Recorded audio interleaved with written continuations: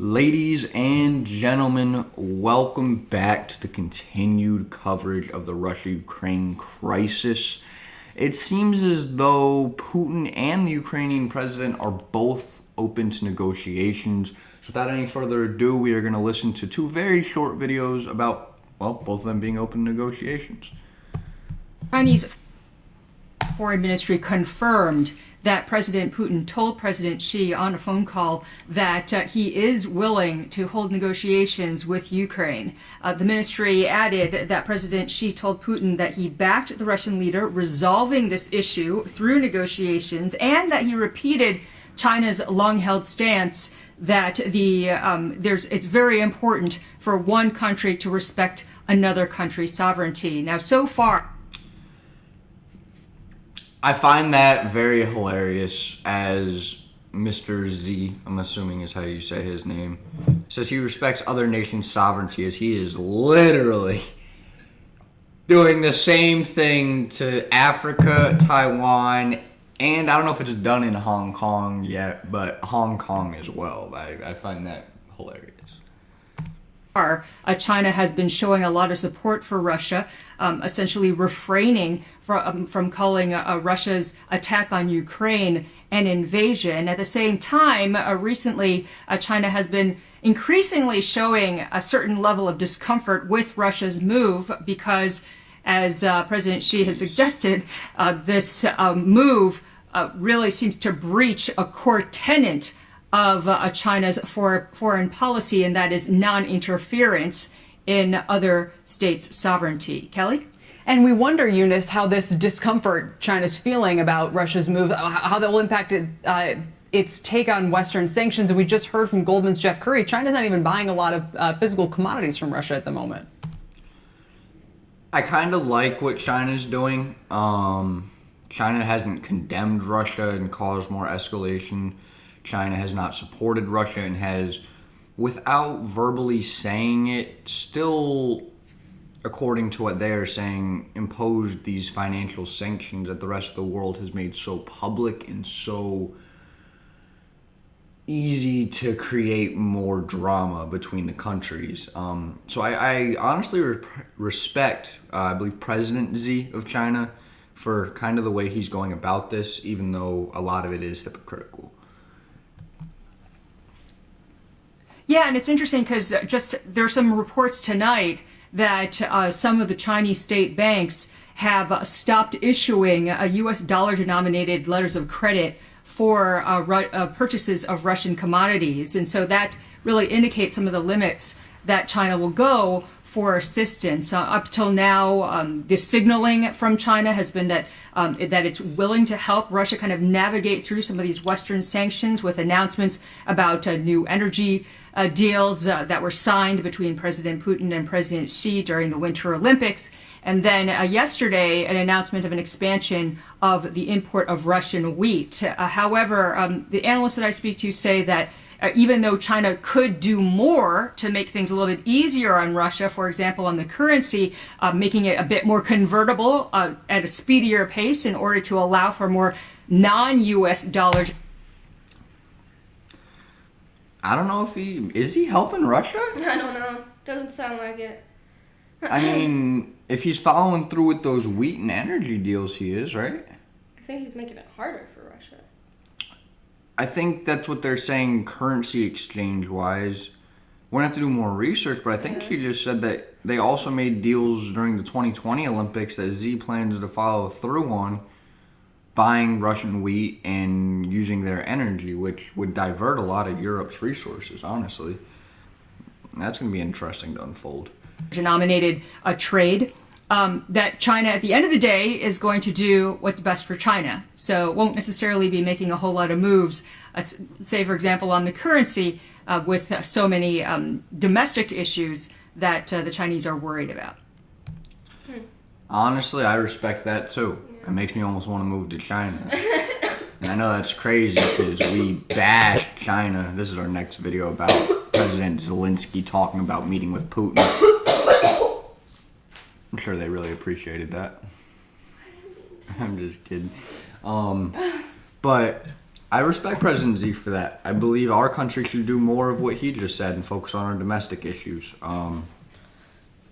We bash Russian as communisms, but their economy has exponentially grown, and honestly, a lot of what they just said, I have a lot of respect for. Tell me what you think. Anyway, this is the president of Ukraine talking about meeting with Putin.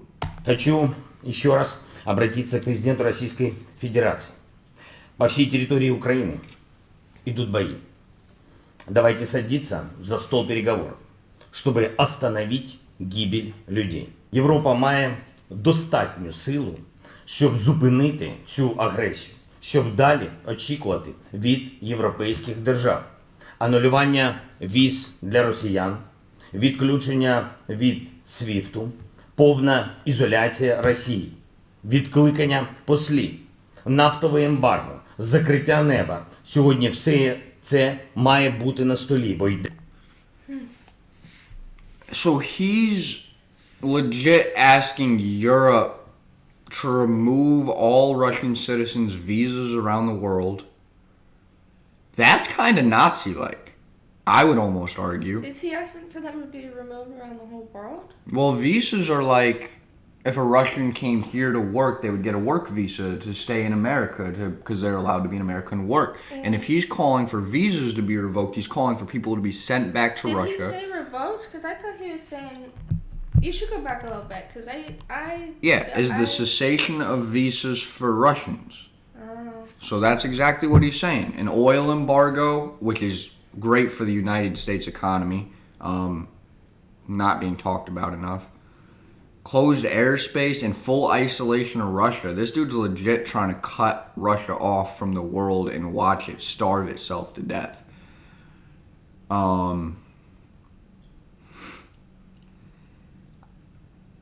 If you're Putin, how are you reacting to that? Ембарго, закриття неба. Сьогодні все це має бути на столі, бо йдеться про загрозу нам, всім нам, всій Європі. Коли бомби падають у Києві, це відбувається у Європі, не тільки в Україні. Коли ракети вбивають наших людей, це загибель всіх європейців. Вимагайте більше захисту для Європи, більше захисту для України як частини демократичного світу. Oh man.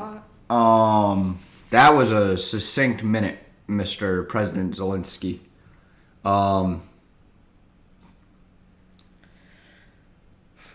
He's legit, like we've discussed, calling to isolate Russia.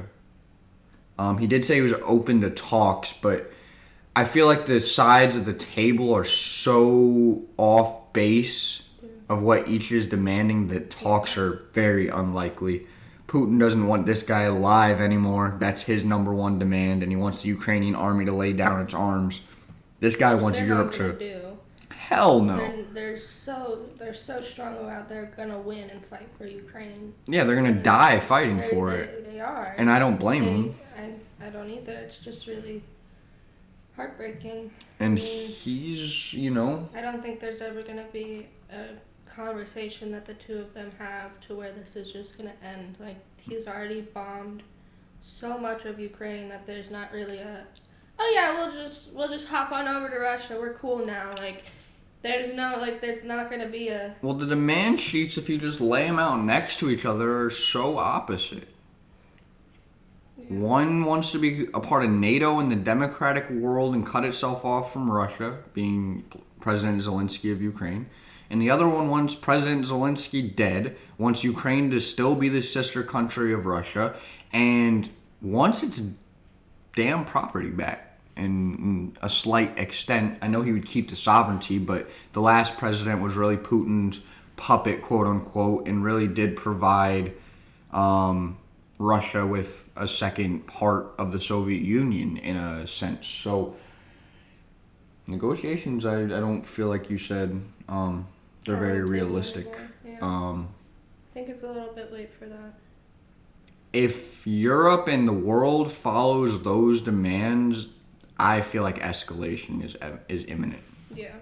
Because that is There's no way insane. There's no way Putin's gonna slow down or stop or try and compromise. No, and He he's wants not what he wants, gonna. and he's gonna do what he can to get what he fucking wants. Well, And that's the scary part. We don't even know what if he wants. after Ukraine, like, what is he planning? Because he's got to be planning something else. Like, like Well, there's. the plan is simple, right? The plan, I think, is to reunite the Soviet Union. There were 13 territories in the Soviet Union, during World War II. And he wants, I believe, although he wants to keep Ukraine as sovereignty because Russia and Ukraine were separate under the Soviet Union like states, he wants, I think, the Soviet Union back. But every other high power and like government They're not about has it. said, like, No. if you attack Ukraine, like, we will Place these sanctions. If you go yeah, past Ukraine, we're we going to go to will- war. Yeah, like, I just feel like But- everybody's making an enemy out of Putin, and he's just gonna try and barrel through everything at a certain point. Because, like, Because he's Putin. I don't see it going a different way. Nobody's gonna come to an agreement, and he's gonna do what he wants to destroy the fucking world. and get what he Truthfully, wants, the only and one it's- de-escalating is China. Yeah. And that's scary because Yeah. China has twice the amount of military as America, which is the second largest military in the world. At the end of the day, those sanctions, if we follow Ukraine's demands, I think Putin escalates further. I think so too. And If I you think try to there's fully no way isolate in hell, Russia, there's no way in hell he's not gonna be a ticking time bomb himself and fucking explode. He's gonna try and take out anybody that stands in his way. I think the world needs to show a higher level of respect Yeah. to Vladimir Putin. And that's If everybody just had a respect for each other, we wouldn't be having war. That's the shitty part. If we could all just fucking respect each other's wants and wishes and just live as people, hand in hand, which will never fucking happen because Maybe. there's fucking war and nobody can agree on things. Maybe Everybody on the wants other different side of things. But yeah, maybe on the other side of it, and that'd be nice. But I feel like the only way to get to where we need to be as a world is to, as I've outlined on Instagram, is to stop allowing world leaders and a small percentage of people to dictate what the masses want. yeah. Every time in America that a black man is killed by the police, there's riots. Not every time, but a lot of times these days. When there's wars in Ukraine, the world speaks out as masses, from Russians to Americans to Ukrainians to UK to Everybody. Indians, all around the world. I'm on Twitter, there's people in Nigeria talking about this. They don't want to see this happen. And we have no control over it. Even Russians don't want this. Like, that's the really Nobody the saddest wants part, this. is the citizens of Russia are just as heartbroken because they have people in Ukraine. 1,700 arrested their in a families night. some of them have family that are fucking in Ukraine, that are Ukrainian. And 1 in 6 it's- Ukrainians are native Russians. It's just, they don't want this just as much as anybody. Like, So the Vladimir only way- Putin is just doing this for the benefit of himself. Like, of he's his doing this vision for- and what yes. he honestly believes is best for Russia. Yes. He does But I believe it's do best think- for Russia. And I don't think anybody can deny that. What he is doing in his head is reestablishing his country as the supreme world power in the world. That's what he's trying to do. America forcefully did that I can't blame him But for wanting that. Even if he does that, like, are the citizens There's no of benefit. Russia, like, are they gonna upturn the government? Like, are they gonna, when he comes back to We Russia, hope when so. this is done, like, are the citizens of Russia gonna be like, yo, what the fuck? Like, none of us fuck with We this. hope Like, so. what the fuck? Like, this is not okay. But is it going to be like the George Floyd then are they riots, all and when gonna is it die? done? Is it Like, going to be done? yeah. And is it, when the George Floyd riots were going on, the world thought, we were going to legit maybe overthrow the government. Mm-hmm. How many people were out there around the nation and what we were doing. But the minute Derek Chauvin got arrested and convicted, It silent. was done. Done. I don't know. I hope that after this is done, the citizens of the world do wake up and realize that operating under governmental structure is a very dangerous, incorrect game. And maybe in a more far-fetched world, that we should allow the top 50 to 100 people in certain fields kind of move our country towards a better place. But the majority of the world has high morals. They're not going to let, people rape kids or murder people. In fact, without the laws, there are probably more murders against criminals than ever because the way that we seek justice. But I just think there's got to be a better structure than the current way the world operates, and it needs to be under a more unified front. Because if we can unify Russian, American, and Chinese scientists and anything for everything, we would have such a better world. We'd be so much further if we could all just. We would be a multi-planetary species with a thriving Earth.